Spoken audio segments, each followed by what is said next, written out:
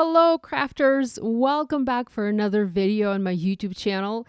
I know it's been very long since I've posted consistently, and I'm sorry about that. I was away on a 2-month work trip in China. I didn't plan it to be that long. I planned for the trip to be only 1 month long, and then once I returned, my mom was very sick and I was by her side all the time, helping her and nursing her back to health. But things are hopefully back to normal, and I'm so happy to be back to sharing my passion with you and hopefully inspiring you to create. I'm hoping you will enjoy this tutorial. If you do, give it a thumbs up and subscribe to my channel. Ring the bell too to be notified of every new upload. This video showcases a die-cut card idea featuring the Spellbinders May 2019 Small Die of the Month. I'm very happy to know that you guys enjoy these videos from me, and it makes me smile every time I see you commenting and asking when I'll share the next video. Thank you so much for that. It really means a lot to me. I'm going to jump to the card making part of the video first, and we'll then talk more about the die that I'm using, and I'll share more inspiration. I did some prep work ahead of time to avoid showing all of the boring die cutting on video, and I've already planned my card idea out. Here I have an embossed background, a thank you sentiment, and a pre-cut Vespa. The Vespa is actually the May 2019 Spellbinders Small Die of the Month. It's a fabulous die set to put together a darling little scooter. This die is very well thought out, and it allows for a lot of detail and customization. In fact, some of the dies in this set left me quite puzzled as I couldn't figure out what the pieces were for at first. But now that I know, I'm sharing this information with you. I've die cut the base for my Vespa from light blue cardstock. All of the cardstock I'm using today is from Smakula's Journey. It's a new to me paper, and I have to say, I'm enjoying working with it. I also will be sharing another video with 2 cards using Spellbinders Large Die of the Month. I'll share it in a few days.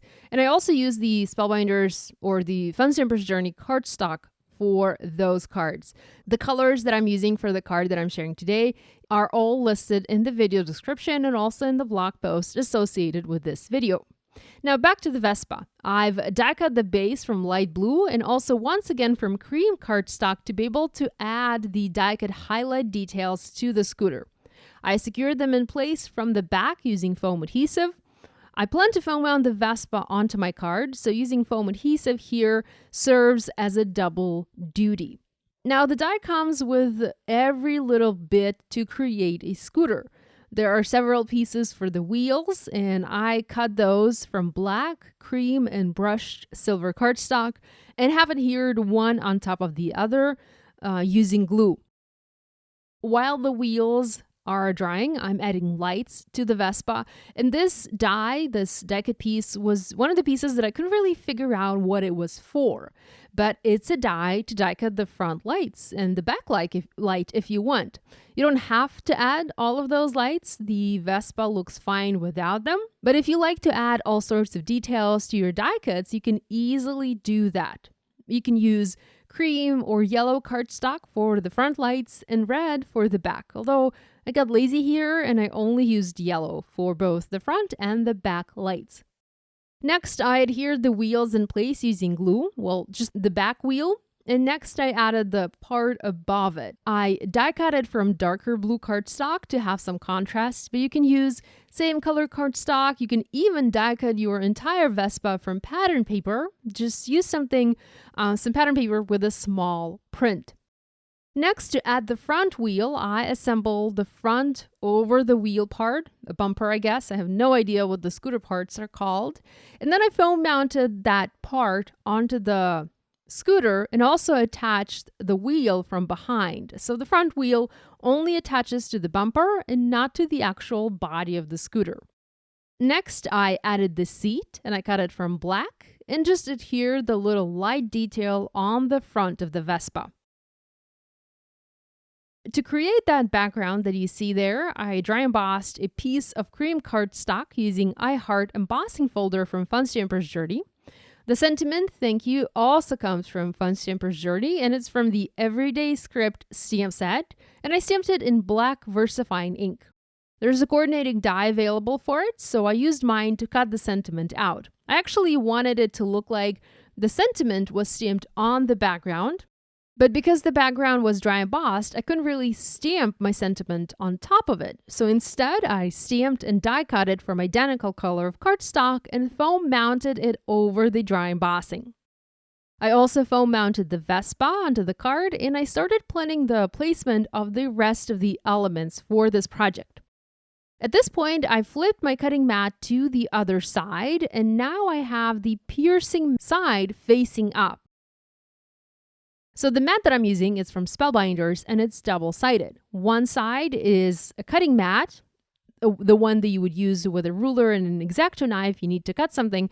And the other side is this one. It's piercing mat. It's super soft and squishy, and it's great for shaping flowers. And this is exactly what I'm planning to use it for. I die cut a few flowers and leaves using the large die of the month from Spellbinders. It's also a May large die of the month. And I just need to shape the flowers a little bit before putting them on the card. I also replaced the brush end of my tool-in-one with the stylus tip, and I'm using the largest tip as it is perfect for giving some shape to these little flowers. I also die cut a bunch of balloons for the card. The balloons come with the Vespa die. The flowers don't, but the balloons do. And I cut a bunch of balloons from different colors of cardstock to have some pretty balloons on my card. The small die of the month actually has separate letters that allow you to spell enjoy the, and there's a word right, or ciao. And the letters are sized to fit inside the balloons. I really wanted to spell enjoy the ride, but I misplaced one of my dies, and therefore I had to use a different sentiment for this card, hence that thank you. But you can totally spell enjoy the ride here if you wanted to, and maybe add a small sub-sentiment to your project. I used glue to adhere the flowers in place, and I had 1 or 2 large flowers and a small flower next to them to create a small flower cluster trio. I also adhered small flowers inside the large flowers to make them layered, and then added pretty leaves cut from brushed silver cardstock. So the die I used for this card comes from the Spellbinders Small Die of the Month for the month of May 2019. It's a subscription program. You can join the club. You receive a new die set every month. The small die of the month is $12.50, and that already includes US shipping. There's also a large die of the month, glimmer kit of the month, and several other monthly clubs for a total of 6 different monthly club options. And you can join multiple clubs if you like. There are value clubs available that let you subscribe to multiple clubs at a time and even save more. There's a link and more information in my video description in case you'd like to learn more.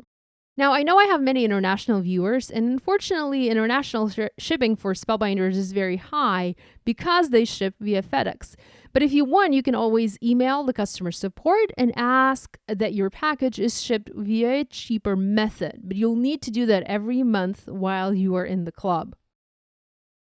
When you join the club, you can cancel anytime. There's no monthly commitment, or you can skip if you don't like the design of a specific month. You don't have to get every month if you don't like it. I'm not sure, but I think there's actually no limit on how many months you can skip in a year.